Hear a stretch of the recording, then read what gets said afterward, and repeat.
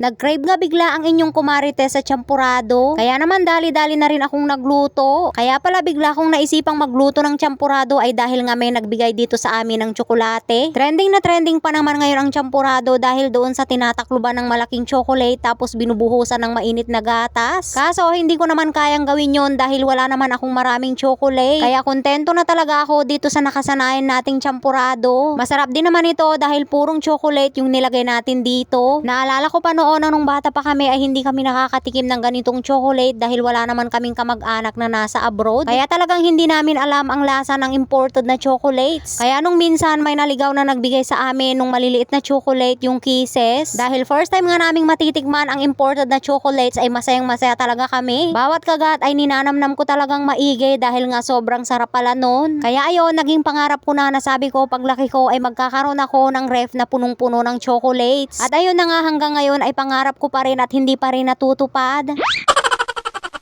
Sobrang hilig ko kasi sa mga matatamis lalong-lalo na sa mga chocolates. Mabuti na lang ngayon kahit wala pa tayong pambili ay meron namang namimigay paminsan-minsan. Mabuti na lang din at wala tayong maraming pambili dahil kung meron ay baka diabetes na yung inaabot ko.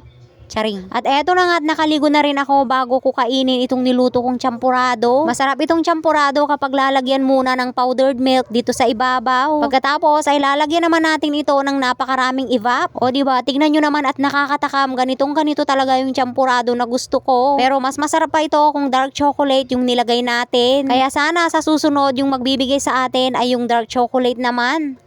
Charot. Kaya naman maraming salamat talaga sa nagbigay sa atin ng chocolate ngayon. Dahil sa iyo ay nakapagluto ako ng ganito kasarap na champurado. At ayun lang naman ang kwento ko for today's vlog mga kumarites. Salamat ulit sa panunood. See you sa next vlog. Bye!